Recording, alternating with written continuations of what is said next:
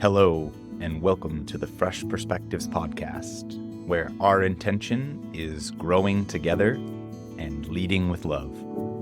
I'm Peter Callahan, and I believe we each have an incredible capacity to continue to learn and evolve as individuals and as a species, and bring way more love and a lot less fear into the world and our daily lives. Changing can be hard. And I've found that even if nothing changes, having the courage to see our challenges from a fresh perspective can change everything. I'm so glad you're here. Today, we have the distinct pleasure of connecting with Michelle Marin with Inner Fitness Coaching, LLC. Michelle is a confidence coach who supports women in reconnecting with their inner leader. With over 20 years of corporate sales and leadership experience, Michelle brings a unique perspective, slightly different than a fresh perspective, to coaching individuals and groups, guiding them with empathy and enthusiasm. Michelle's ultimate mission is to empower women on their journey to boost their confidence so they can live unapologetically and embrace a greater sense of well-being and joy in their work and personal life. And for all you gentlemen or non-binary individuals out there, I think you'll find this conversation very useful as well, as I certainly did. As Michelle and I really dove into why she chose this label of confidence coach and how so many of us struggle with finding and developing confidence, what can actually impact our confidence levels. And Michelle shares some really interesting stories of her own journey through really lacking confidence. Why she believes most of us have much more confidence than we think, the importance of self-trust and self-compassion. And Michelle says she doesn't share often her daily practice that she gives us, as well as we discuss many, many other ways to boost your confidence and break the patterns of our inner critic and our inner judge, including Michelle's characteristics of a confident leader. A Venn diagram that you can find on our website, innerfitnesscoaching.com. That's here in the show notes, and we reference it a few times today. So really grateful to be sharing this conversation with Michelle with you all today. So keep it here. Great. Well, so welcome, Michelle. Thanks so much for being with me today. Yeah, thank you. I'm excited to have this conversation with you. Me too. And we were actually just talking before we started recording about both resonating with this word rebel. So maybe today will be a bit of a rebellious conversation. And, as I like to think most episodes on this Fresh Perspectives podcast are, a little something different, right? Countercultural that you're not going to hear everywhere else, maybe. So thanks for being in it with me. Yeah, what's interesting is most people wouldn't look at us and call us rebels. Yeah, right. We fit into so many of the boxes of privilege in our society. Yes, absolutely. Right. And this is where, we can all be Greenpeace activists and just be in the nude all the time, which I totally respect and think is a very valid choice. And there's limitations to that approach versus let me look and play the part. And then once we're in there, we're going to ask you, what do you really care about? Who do you really want to be? What are your deepest fears? And that's, to me, that's the rebellious part that we probably hopefully help ourselves give some more opportunity to not immediately, if I got the peace sign tattoo on my forehead that I really want, I might turn a lot of people off immediately. But you attract others, right? Hopefully. And again, that's why I love doing this. I'm really, really grateful to be together today. And if we could start, Michelle, around this idea, I really love that you identify as a confidence coach. And I've actually seen in some coaching research the word confidence is the number one, either maybe challenge, lacking of confidence, or the desire to have more confidence. I believe it's the number one topic, at least that the International Coach Federation identified last year, I believe, that people are bringing up and looking for and talking about. So I think you really tapped into something. And I'm really curious to hear maybe if we go back a little bit, like what's brought you to this journey of really finding coaching and the word confidence as how you want to identify right now, what you love to work on.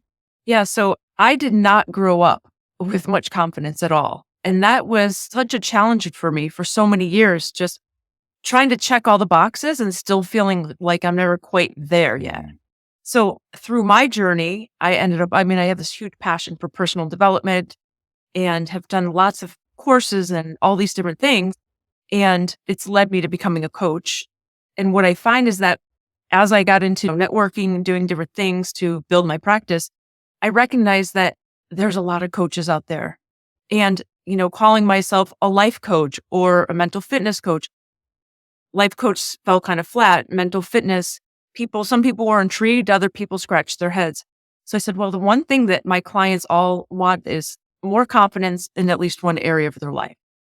And what they come to find is that everyone has confidence in something, but they don't always see it. So it's been a really fun journey, and I love the topic. Wonderful.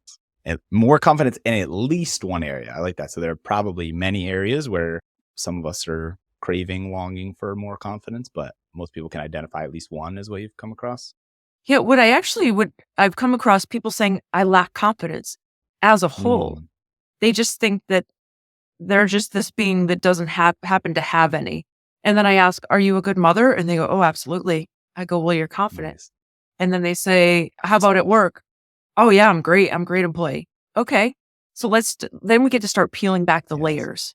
What's actually holding you back from thinking you have confidence? Nice. Wow. I love that you can right away kind of help to unearth some of the ways in which our, as we often call them, limiting belief. We're telling ourselves a story that's not even accurate for ourselves when we get more specific and peel back some layers, like you're saying. That's beautiful. Right. Yeah. And something else I recognize is that we might have confidence in something in the morning, and later in the day, we're tired, we're spent, we're hungry, and then it feels unnerving. So it feels like it just ebbs and flows, has been my experience of it. For me, it's the confidence to be able to lean into something regardless of how we feel.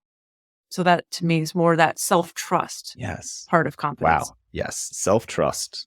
I love that term. And that's, the thing that comes up for me most strongly. And I want to go back and ask a little bit about your past experiences if we can, but just to share the part for me that I still feel the least confident about is in being able to trust myself. I've talked about this before. This word intuition has always resonated with me. Like, yeah, I'd love to have a sense of my intuition.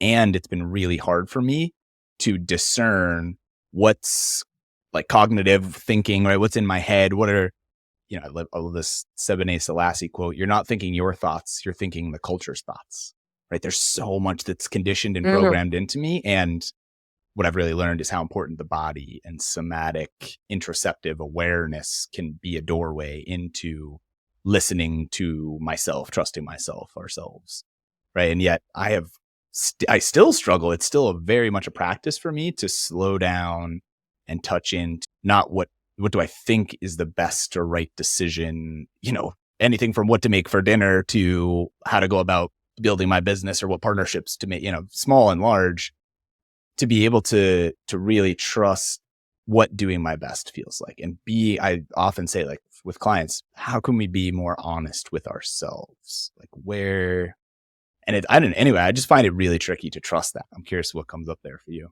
Oh, I resonate with that so much. And to be a confidence coach doesn't mean that you have it all the time, right? That willingness to have self-trust is a practice every day.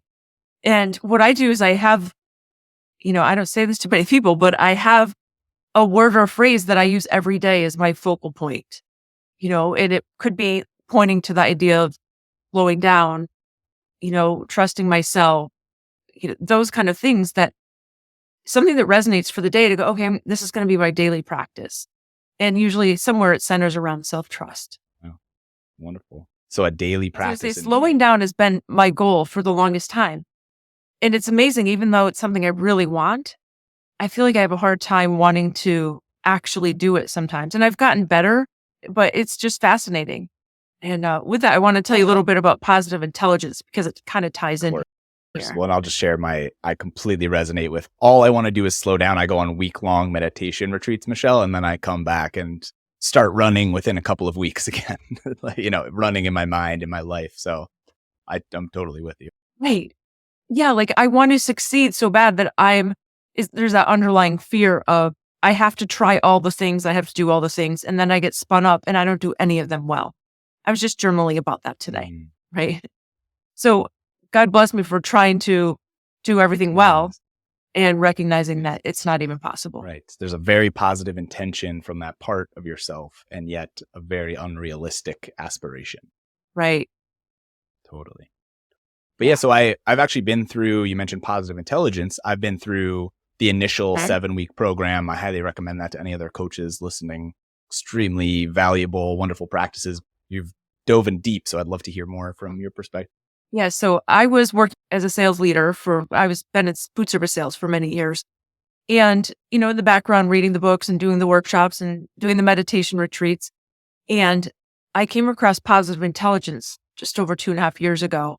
And I said, this is the unlock. This is the thing that it has the structure and the accountability that makes all the difference for me. So I decided I'm going to go ahead and become a coach of this program. So I am a certified positive intelligence coach. And I do meet, I have a text thread with my accountability team every single night. And we say, hey, here's what was up for us today. Here's the practices that we did. Here's the ahas that came up. Wow. And to me, that structure and that accountability has been just priceless. So I love that. That's what my biggest passion is for, leading people through pods of this positive intelligence program, because it's how the rubber meets the road, so to speak. And then it teaches us to really just get present and say, okay, feel the tips of my fingers rubbing together, recognize the colors of the screen in front of me. And that is how we can just keep getting present over and over. It really is so simple that we bypass it all the time. Yeah.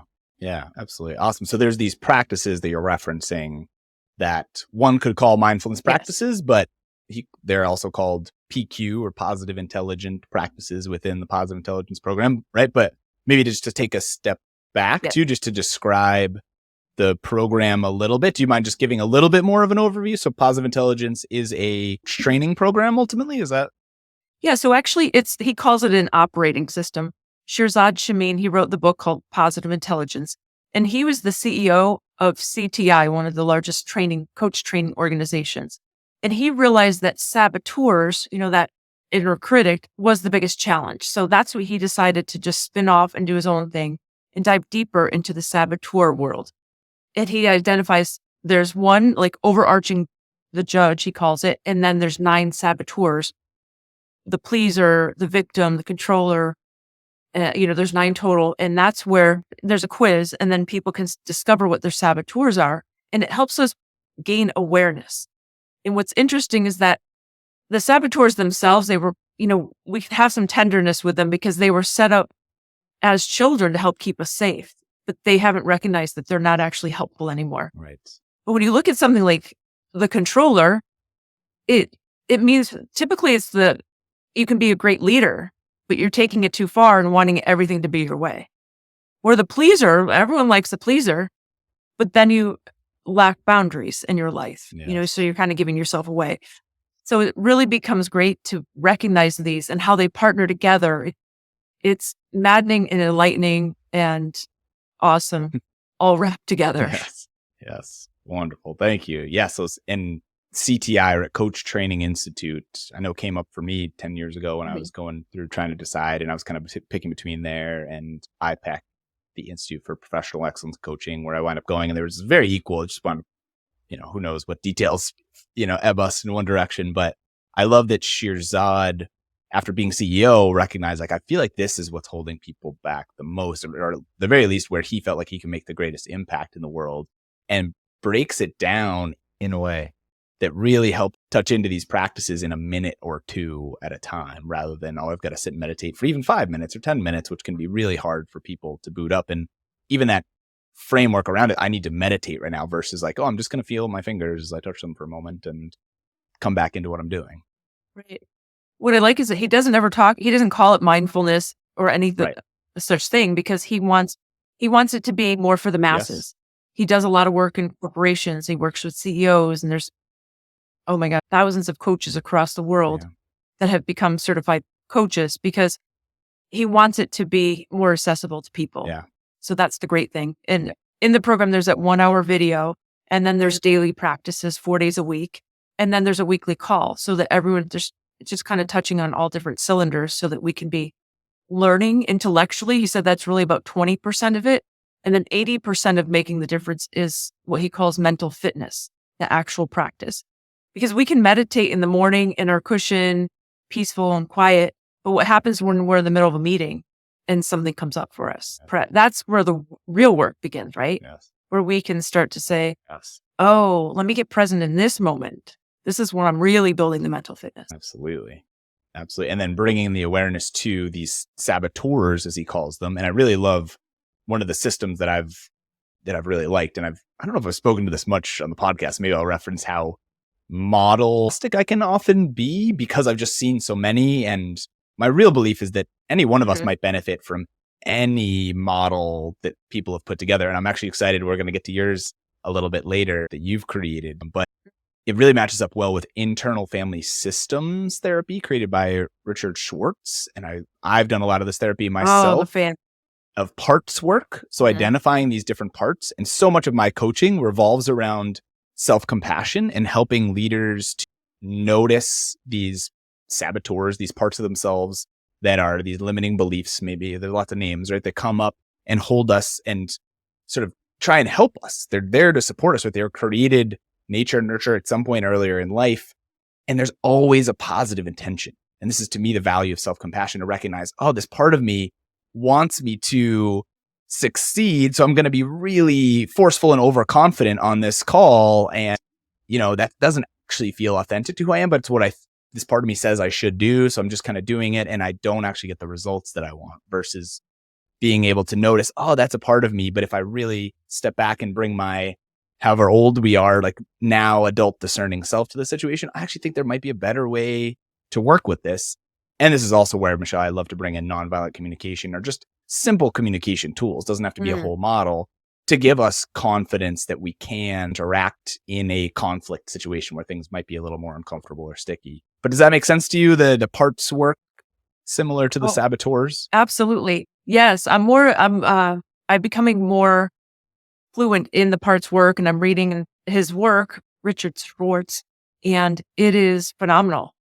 And I really see how there's a linking there and one of the things that Shirzad talks about, one of his sage powers, because as we move out of our reptilian saboteur brain, we shift into that sage brain. And I am by no means a scientist, but I know the simple workings of, hey, as we move into the sage brain, we can have discernment, we can have compassion, we can have all of these things. And he has what's called, one of the sage powers is fascinated anthropologist. So a fascinated anthropologist is just that, wow, look what's showing up right now. And you get to just get really curious. And to me, that's amazing. Yes. Getting curious. And there, I just keep the word discomfort always comes up in these moments, right? Because to be curious about this saboteur, this judge of ours, there was a time when I was working with my internal family systems therapist and things were going pretty well in life. And he was asking like, Pete, do you really, like, how come you still coming here? Like, what, do you really need me anymore? And I was like, I told him, well, actually this morning I was out for a walk. I was wearing my daughter, right? So she was napping on me as a little baby a few years ago. And one of my neighbors had left their trash cans out on the sidewalk, which, as a type A proactive human who's like going out after the trash truck to pull mine right in, and this is like 2 days later, just immediately brought up this really strong frustration to me. I wound up throwing their trash bins into their front yard. They were empty. I didn't make a mess, but like just getting them out of my way. I'm like, you're going to wake up my daughter. Like and it really fascinating. And I kept walking. I was like, well, wow, that was not an appropriate response for the situation. Like, it's just, sure. So he was like, oh, I see. Yeah, you really do need some more work, don't you? That's a strong inner judge you've got there. So there's so many parts of us that there's a positive intention. It helps me take care of, my home and these other things, but it also can do harm to myself, to others, right? Unnecessary behavior that's just not actually getting me the results that I want, which in this case, I don't even know. Really what I want is to accept human imperfection and acknowledge these people might have something else going on in their lives more important than their trash bins. And that's fine. Right. It's funny and that's a funny story. When I recognize where I find myself judging, like I've done all this inner work and I see people in my life that get so petty about things and so in other people's business. And I find myself going, why are you so judgy? Like, I'm judging them on their judgments. And I kind of laugh at myself inside, like, okay, see what you're doing there. Yes. So yeah, it's Some good meta it's judgment, right? fascinating. Like, I'm judging you for judging them. Like, shouldn't we just all bring each other compassion? And I totally resonate. Yes, exactly. More and more, I'm trying to get more in my own business. Like that term, mind your own business, is so much more resonant these days for me because it's like, oh, yeah, that's actually really healthy. Yes. Yeah. Awesome, Michelle. Well, I would love to get to your Venn diagram in a minute and really talk about, I think we've already started well on some of the practical practices, right? How do we actually build more confidence? But we'll really dive into that in a moment. But I do just want to acknowledge when I look at your LinkedIn profile and hear about being a sales leader and all the success you've had. And like we talked about at the beginning, right? We both wear these images of privilege on some level. So my first inclination, and I've heard lots of other women especially talk about this, is like, you come off as very confident, as extremely competent and caring and sort of, Brene Brown via Roshi, Joan Halifax, soft front, strong back. I'm curious and I'm open and I'm humble, but you can't push me over either. And I've got a lot going for me. And you do exude a lot of that in a wonderful way. Yeah, I'm just curious how, this balance of being both strong while also being vulnerable. And as someone who's had degrees of external success, and I'm sure ups and downs and ebbs and flows like all of us, but I'm just curious, I guess, how you relate to confidence for yourself and where that lack of confidence, what you've, speaking of what we were just talking about, noticed in yourself, what parts of you have sort of led to that imposter or lack of confidence that can come up. Yeah, I mean, for years and years, it would be different situations where I was always putting on that face, that positive face, the putting on this power suit, doing all of those things and realizing that the confidence wasn't actually there behind it. It was in certain areas where if you said, hey, I moved to California at 24 years old and just packed my car and went, I don't know where I got the courage to do that. But then in other ways, I felt like I was an imposter. So for example, I was working for one food service company and I had an opportunity from someone who knew me. He was the VP of sales, and he says, hey, I want you on my team. And I thought, that is he gave me this huge raise, this big bump in pay. And I thought, now I have to prove myself. So for years, I was just doing the race, getting on the plane, doing all the things.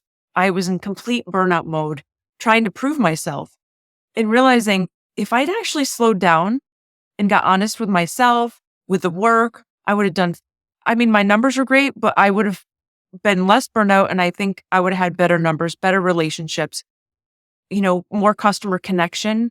So all of that striving was actually, it was good, but not great. Yeah. So little by little, I'm like, this has to stop.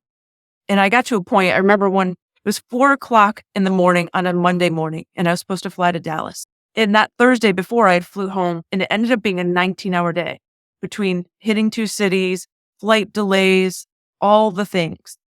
4:00 on a Monday morning comes and I go, I'm not going. I'm just not. I just drew a line in the sand that moment. And I sent a message to the broker office saying, sorry, I can't make the meeting. And I called and canceled my flight and I went back to sleep. And I'm like, at some point you just had to draw a line going, I can only be so exhausted for so long for money. And I started to recognize, okay, let's peel it back a little bit. I ended up changing my job and just diving deeper into what's actually showing up, what's driving me in this way. Wow. Thank you for sharing. What a moment. That's a lot of courage for 4 a.m. That's and clarity with yourself. I'm hearing so much self-compassion that, like you said, you were honest with yourself. Any idea? I'm guessing that didn't come out of nowhere. Yeah. What were some of the inputs that you think may have helped fuel that confidence in that moment? Do you know? Yeah. And it's interesting because at that moment, it showed up as anger, resentment. And prior to that, I had started learning transcendental meditation, TM. And as I started learning to dive deeper into my meditation, it was like, wow, there's this deeper well here. And I can find this joy and this passion, and it doesn't feel like being squashed anymore. So as I was doing more meditation and making that a healthier daily practice, I think that was where the tipping point started to happen. Amazing. Thank you so much for sharing. And you said you had driven out to California, and then, so where have you landed now? We probably could have started here, but where are you in the world today? Well, okay, yeah. I live in Connecticut, Farmington, Connecticut. Yes. When I moved to California, I realized that I was living in an area where, everyone was into fitness. They had big college degrees. They had all these things. They had big careers. And I grew up where my mom was she was a live-in cleaning lady. So we had a very unique situation that did not foster confidence, let me tell you. Where I was always told you're just the cleaning lady's daughter. So when you grow up just believing you're here and everyone else is kind of here, and then you move to an area where this, nice beach area, and then all of a sudden everyone feels like they're here. So you're always just, how do I raise myself up? And I wasn't leaning into my own strengths. Like, hey, wait, I have X, Y, and Z, and now I can foster these other things and build that confidence from the inside out. Yes. Wow. Amazing. So from the cleaning lady's daughter to corporate, I don't know if executive feels like the word. And then just how long was your corporate career? And then how long ago did you make the switch? Because I know we've talked about this with other guests too, of just, again, the confidence, the courage to make that leap. I'm just curious how that came about. Yeah. So I was in corporate for 20 years and I left in February of this year. So I was coaching positive intelligence on the side and realizing what an impact it was having on my life and on my sales and on my relationships. And I said, all right, I want to take the leap of faith and do this full time. Wow. Was there a moment? I'm always curious, like, was there a final tipping point? Or I'm sure it was, like you said, you've been doing this training and doing this work on yourself for a long time, doing these practices. So was there an instance that led you to say, like, all right, I'm going for it now? It was kind of a little bit of a few month process of, I'm just wrapping up CTI training. So I'm going, okay, I want to be a coach. How do I get from here to there and do it full time? So I was trying to find ways, and I had an opportunity to actually at work, they wanted to offer me a role as VP of national sales for the area. And that was a great opportunity, would have looked phenomenal on the resume. And I realized that sounds awful. And then I had an opportunity to go do sales for another coach who was quite successful. So I said, you know what, I'm going to take this leap of faith and go in this very different direction. And I found out pretty quickly that, hey, wait a minute, it wasn't particularly resonating and I wasn't building my own brand and my own presence. So I decided to just continue on my own. Wow. So there was this kind of interim opportunity that helped give you the courage, but then it wound up not being the right move. And you were able to, it sounds like, acknowledge that pretty quickly and say, like, okay, well, now I've already taken the leap, so let me continue jumping. Right. That's the thing. I thought, and the positive intelligence work has helped so much because the saboteurs could have a field day with all of that. Right. And what I like about that is that in the past, I would have made myself wrong. And now I just have a lot of compassion. And a coach actually said to me once, it takes a lot of courage. I go, yeah, it actually does. So when I can see it from that perspective, like Brene Brown says, if you're not in the arena, then I don't know that I really need to hear what you have to say. So not as an arrogance, but just as wait a minute, I can just show up and do my best and know that every day I'm learning something. Yes. This idea that everything that happened contains a gift or an opportunity. There's something to be learned. Yeah. I posted yesterday on LinkedIn the quote from Byron Keating. This is happening for us. Everything in life is happening for us, not to us. So right there, it takes away that victim mentality. And then she goes on to say, you don't have to like it. It just makes life easier. Right. And I love that. This is happening for me, not to me. And, it's the hardest, to be honest, if I lose someone I care about or, have some significant illness or, there's things where that feels very hard to touch into. And yet over time, it's like every client I've worked with who's lost their job. I can't think of one person who I've spoken to months or a couple of years later who hasn't said, I am so grateful that happened. It hasn't occurred where someone said, like, oh, still can't believe I lost that job that I loved. That doesn't happen. We don't lose those jobs, right? It's just very rare anyway. So things are happening for us. And I work on that with leaders as well. Like, I really want to let this person go, but they're not contributing the way we need to. And we've worked with them and it's just not working, but they have such a good attitude I like them. They're such a good person and I love them. I hear you. I totally get it. And if it's not flowing smoothly, if they're not contributing or collaborating, it's not clicking, not only is it best for you, the team, and the organization, it's also very likely best for that person because they're not in the rhythm that's going to feel best for them to fulfill their potential, contribute at a level that feels meaningful for them. So as much as it's hard in the short term, just like conflict in a relationship is uncomfortable, the opportunity for connection that can create, the opportunity for space to open up in that person's life for them to explore a little bit more. And hopefully that's, they're welcome to give us a call in those moments, right? Or please reach out to someone, I guess is anyone, Right. particularly a third party who doesn't just want your safety and security more than anything else, who actually cares about your, flourishing and connecting with your values and what's important and not just getting by and surviving, which is what often our most loved friends and family members can be oriented towards. So this neutral third party, I just value deeply. Yeah, not the people who want to just commiserate with you. And it reminds me that I was working with my coach a few months back, and she said, who is your success team? And I was like, huh. And it's not actually my parents and my best friend from college, who I thought maybe, and I'm like, nah, her saboteurs are stronger than mine. So she wants to bring up all the worries and all the what ifs. So that's not helpful. So who are the people that go, all right, let's go? That's where the success team can be so helpful. And that's what a coach does too, right? Yes, exactly. Wonderful. Awesome. Well, maybe this is a somewhat natural transition over more into this idea of confidence. And you tell me, do you think it makes sense to dive into the characteristics of a confident leader, your 3-part Venn diagram here, or where do you want to start? Yeah, let's dive into that. I think I feel like it's a good place to go in. I have some things I could say about that. Great. And if folks want to follow along at home, preferably not if you're driving, but can you remind us of the website and where we could find this image? Yes, innerfitnesscoaching.com.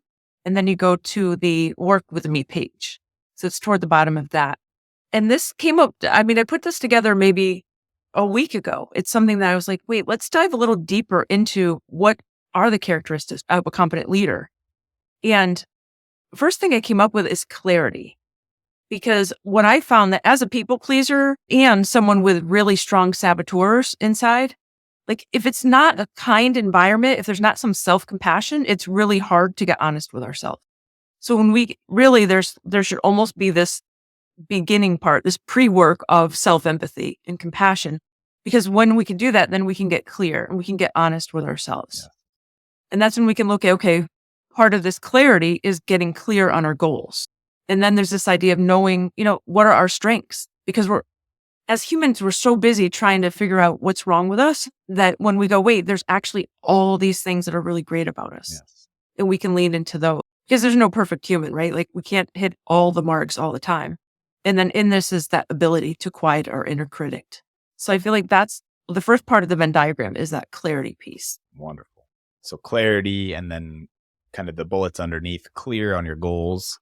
What do I want? Knowing your strengths. And that can just be a simple exercise of writing those down. I might also recommend, if you want to spend $20 or so to jump on Clifton Strengths, check out some of your top strengths through there. I love that tool. And then ability to quiet your inner critic, which is a lot about what we're talking about, the saboteurs and these little micro practices that you can do, which maybe we'll talk a little bit more about after we go through. But the next one is then emotional intelligence, right? Yeah, emotional intelligence. And that is resilience, right? The willingness to be resilient. When a setback happens, how do you have that comeback? And what's the timeline in there that how quickly can that happen? So that resilience is important. Authenticity is part of that. It's like, how do we tap into our true selves? And again, it's that willingness to go inside and go, what actually resonates with me? And that ability to be self-regulated, to just check in with yourself and go, not every day is going to be the same. So, and for me, for example, I know that mornings that's my time to go. That's when I do my best work. So when you recognize that, okay, that's happening, and then my energy slows later in the day, and just starting to regulate that, oh, wait, now I feel like I need a break, because we can tend to want to, or I can tend to want to go, and then go, wait a minute. It's actually better if I slow down right now for a few minutes. The third circle of this is boldness. I just happen to love this word because as a child where you didn't really have a say, the idea that I can just speak my truth or be honest feels like boldness. Some people, boldness comes really easily, but it's a willingness to have some well-defined boundaries and say that doesn't actually work for me. I love that phrase. It makes it an easy way to say what's true for you. Being unapologetic. So many of us are, oh, I'm sorry. Oh, I'm sorry. How often do we hear I'm sorry?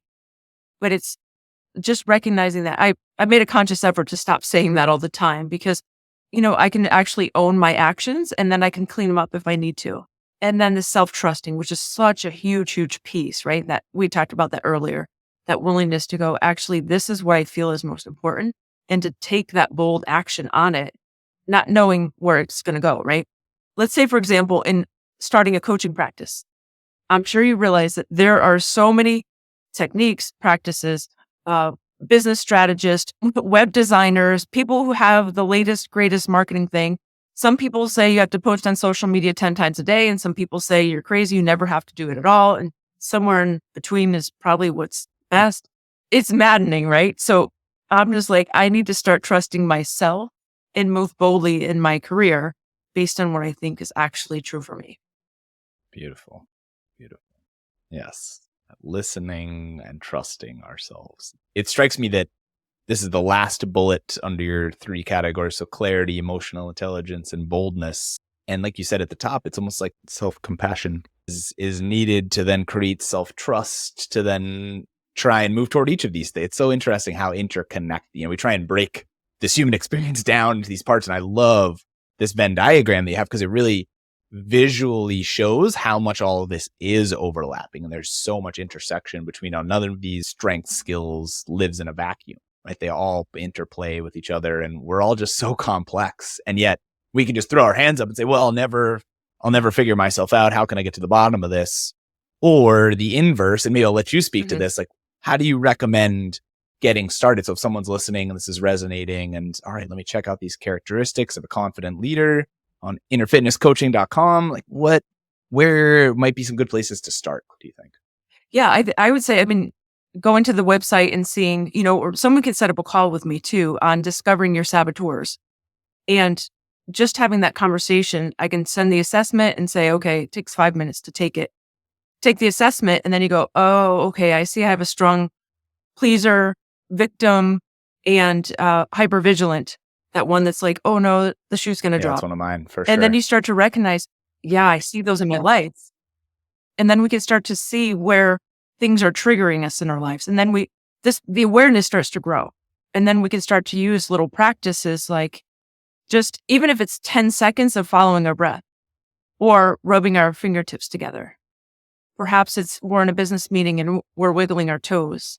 And it's just those little things that bring us back to the present moment to go, everything's actually okay in this moment. It's just my mind that wants to spin off as if there's something wrong. And the more that we can kind of break the pattern of that talk track that happens, then we can start to move in another direction. Yes. Wonderful. And I like what Byron Katie says. She talks about, she's like, it's not your thinking, it's the thinking.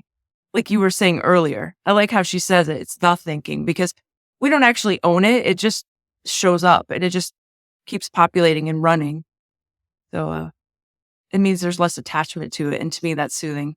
Soothing. Yes. Less attachment. Creating, part of what I'm hearing is really this creating more space between what's happening, especially internally, and how we're reacting to it, right? She's trying to go from reacting to responding. Like, okay, I'm feeling really frustrated at the way this person's speaking to me right now. To me, this is from my life where the rubber hits the road in the hardest moments. Like, oh, even just earlier this afternoon, my wife said to me, oh, you walked downstairs and you woke the baby up again.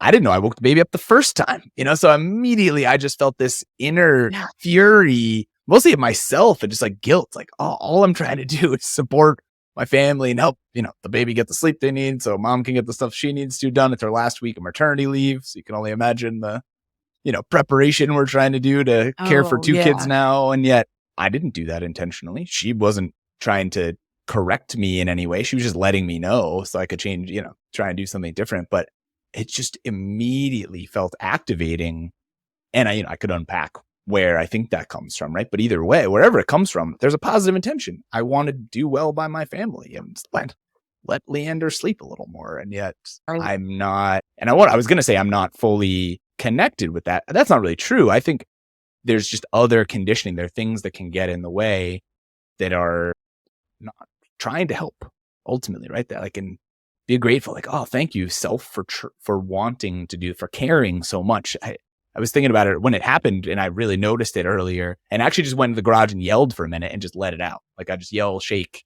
kind of these trauma response things. Like, all right, let me let this out of my body, and then come back and I feel much better, and it's okay. And I didn't harm anyone, I didn't yell at anybody. Like I didn't beat myself up. I just like, okay, let me release this and come back, and just being able to trust and recognize that, again, there's this positive intention. I'm doing my best. These parts of me are doing their best. And it can be really uncomfortable. And yet going back to creating space, being able to recognize and notice, not remove, but almost allow to move through is the way I think about it, so that I can then choose my response instead of put that energy right on Mackenzie, send it back to my wife. That's not fair to her at all. Right. And I think that by doing this inner work, we start to recognize, as we have compassion for ourselves, we can have compassion for others and go, wow, just the way I react, other people react.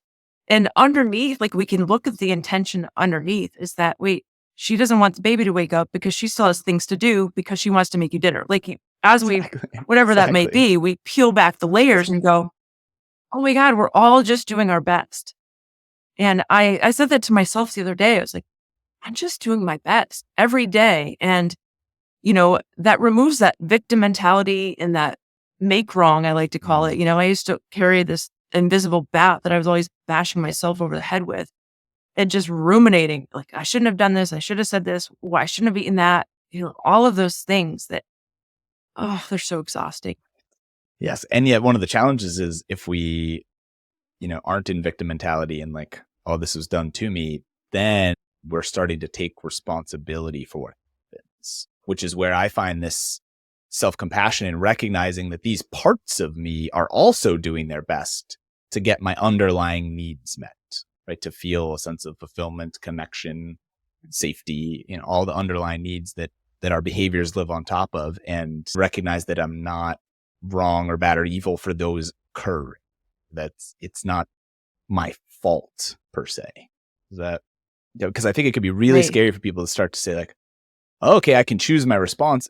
And, the reality is there's still moments when I don't choose my response in the moment. I'm much more, to go back to resilience, I'm much more resilient now. So I don't have a bad day. And certainly there's harder days and lower energy days, but I don't believe in a bad day for myself anymore. There's more challenging moments that I can then bounce back from. And as we've been talking about, I think for me, being honest with myself to say that slowing down is what I need right now. I do that more than I used to, and I'm better at it, but it's still so countercultural that it's such a deep rebellion on this level for me, Michelle. I'm curious how you relate to, I think you spoke to this as well, to be able to say, it just feels inefficient. Like, oh, I've got more that I want to do. Why the heck, to your sales example before, why would I do less? That's not going to get me more sales to do less right now, is it? Right. Like we get to work smarter when we slow down. But my brain wants to just keep going because it's like, well, if you do all the things, of course that'll work. More is more. And that is insanity, really. Right. It's like, well, I'm doing all the things, but 80% of them are not what actually is moving the needle or what actually needs to happen. So there's so much freedom in going, wait, I get to slow down and have better results and enjoy my life more. Okay, sign me up. And then I forget and I get back in my rat race. And that's why, one of the translations for mindfulness is remember. Like, how can we, so maybe that's a good place to start to wrap up a little bit, Michelle. I'm curious to hear a little bit more. I think we've talked about a bunch of practices, but just more, what helps you to remember? Maybe I'm curious to hear some of these phrases you spoke to earlier that you have, almost like an intention for the day or an affirmation. How do you come back to, how do you remember to do it to begin with? And then how do you remember to come back to those phrases? Yeah. So through Positive Intelligence on the app, there's daily reminders. Like there's little practices 2-minute practices throughout the day. So I'm in the advanced program. So it comes up every day. I think there's 5 a day. So that helps with the reminders. Another way is if you're not in Positive Intelligence, just setting little alarms, just with a nice little jingle that says, something that's a soft reminder. And sometimes I've had that happen where you're in a meeting and the alarm goes off and you just turn it off quick. But even in that moment, you can spend 10 seconds being aware and that inner smile, like, oh yeah, I get to check in. No one knows it. Yes. So it's that punctuating throughout the day, even if it's 10 seconds to 2 minutes, coming back as often as we can and setting those little reminders. So in the morning, I do my 20-minute meditation. I don't do TM anymore. I just do quiet meditation. And then it's like I get to pick which cake I get to eat that day. So I go, okay, what is my practice for today? And it might be creating space. So that in creating space, it's like, wait, I feel a lot of busyness right now. I can actually create space for this. Or I feel some disruption in my, I feel some angst. I can create space for that. So whatever that topic is, I'll usually write it out and put it on a Post-it and put it on my counter. So as I'm walking by, I remind myself. And so I just have little reminders throughout my day to be able to come back over and over again. And just whether it's being mindful of the food that I'm tasting or something that I'm seeing in nature, just paying close attention to the leaves and having gratitude. So it's definitely a practice and finding what resonates. Everyone's a little bit different. And having some accountability, I feel, is so, so important. Yeah. So you spoke to this text thread that you had that's nightly. You said every night. How long has that been going on for? Over 2.5 years. And it started out with me and a good friend of mine. And then we added another person who went through the program and loved it. And then another person. And now it's kind of like our tight knit group. And every night, like, we're buds. We went on a girls' weekend a few months ago. And it's so nurturing to be able to have this inner circle. We call it our sacred circle, that we can check in, we can lean into each other. One of her husband passed a couple months ago of cancer. Another one's husband is going through cancer treatment. It's like we support each other in a way that's loving and honest, and knowing that it's a messy journey, and it just keeps coming back to the self-compassion and compassion for each other. It's really beautiful. That sounds beautiful. Yeah. And so have you ever missed a day? Like, do you extend compassion when someone doesn't respond to the text too? Is that okay to? Well, it so happens that the next, like, if you forget that night or you're busy, and then someone will reply in the morning. But I rarely think of a time that someone missed a day. Wow. It really means that much to us. Amazing. That's great. Yeah. Wow. So, and I don't know if I would have come this far in the work that I've done if I didn't have that accountability. Someone to go, oh wait, I'm going to check in tonight. So it's like I'm on this high alert to always look for, what am I noticing? What's showing up for me? Yeah, that's great. So it's really helped to sort of set your RAS. I've heard it called reticular activating zone, I think, or something like that. It's like what we're paying attention to, right? This trying to, I don't know if overcome is the right word, but work with our negativity bias and start to reprogram a little bit. And so I hear phone reminders, and I just love using technology in this way, right? So it's like, oh, I've got a new notification, and like, what's going on here? It's, oh, right, remembering to breathe, or like you said, just actually stare at nature. And I just heard the research around awe has been coming out more prevalently. I've really been reading and hearing a lot more about awe as an emotion and an experience. And the word awe. The word awe, AWE. And I've heard it as an acronym: awareness, wait, and exhale. I don't know who created this practice, but it's not mine. So feel free to Google it. But awareness, so noticing the leaf, or I can just look outside right now and see the color contrast of all this green against a gray sky. Taking a few moments, like not rushing. I've heard like 10 or 20 seconds. Which can be hard. I notice my mind want to go to something else, right? Like, okay, 2 seconds is enough. And then just staying with it, wait, and then allow ourselves to exhale. Just give that long. And often, that's great. I can often feel like a physical tingling or sensation of just kind of letting doing our best not to label, but just take in whatever we're looking at, or feeling. That's pretty amazing. This exists, or this is how the world works. I love that. So I'm going to steal microdosing awe is one of the terms I heard come up. So pretty incredible. And it's the theme. I mean, so much comes back to slowing down. And I would even say the ROI of slowing down, the return on investment, as you've referenced several times. Like, all right, I'm going to take a little bit of time now that's going to give me so much more, hopefully clarity, emotional intelligence, boldness, and courage Mhm. to listen to myself, be more honest with myself, hopefully start to feel into what authentic for me actually looks and feels like, knowing it's all an experiment and no one else knows. So you can read Right. another book, but it's only up to us to discern internally what's right for us. Isn't it amazing? Like, I could just have stacks of books all over the place, and like Eckhart Tolle says, like, just being present will get you more than any of reading those books would, Yes. And yet I've still It's a read great both of his reminder. books, so I don't know what that says. They have pointers, and then go practice. Yes. And now, honestly, so much of my journey, Michelle, comes back to, I picked up the 7 Habits of Highly Effective People was kind of really what opened the door for me to fully dive into this sort of personal growth development world. And yet it took me another 100 or so books to actually start practicing things. Like I've read several hundred of those since to help remind me to keep practicing, I think, but it really is fascinating to recognize.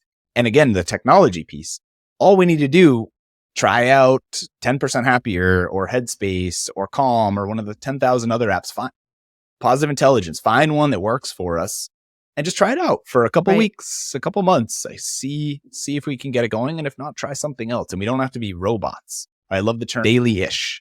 Yeah, I do this every day or so. Daily-ish. Like we don't have to be. Some of us seem to have more discipline on these things than others, and it's okay not to, but it's this start anywhere and this intention to. Yeah, be careful. Yeah, give it some energy behind it and not get too, shiny object-ish, because one of the saboteurs is restless. And it's that one where it's like, oh wait. And then we really don't accomplish much of anything because it's hard to slow down when we're chasing the next thing. So finding that balance, right? Of like learning, doing, being, doing. Learning, doing. Ah, absolutely. Thank you. Yeah. Such a helpful reminder. Is it one or the other? Yeah, Yes. Right. It's both. Awesome. Was there anything else that you wanted to talk about, Michelle? I'm just, aware of our time and I'll let you get on with your day. But yeah, is there anywhere we didn't get to that you wanted to add in? No, I feel like this has been a phenomenal conversation. If anyone wants to know more about positive intelligence, I run pods regularly and it's fantastic. So I'm available through the website if anyone has questions. Wonderful. So again, it's innerfitnesscoaching.com. Yes. And I'll put that in the show notes when I publish, hopefully in a few weeks here for us. And so folks should be easy to find. And yeah, again, just really grateful, Michelle. Thank you so much for coming on. It's really been wonderful to get to share some of your wisdom and journey. Yeah, same here. Thank you so much. Thanks a lot. Take care. Bye. All right. Well, I'm so grateful to Michelle for being with us for this conversation on the Fresh Perspectives podcast. And as always, truly grateful to you for sticking with us and listening. If you enjoyed it and found it useful, I'd be really grateful if you'd be willing to take a moment to subscribe, offer any feedback, and of course, share it with a friend if you think they might benefit from listening. Thanks so much for your curiosity.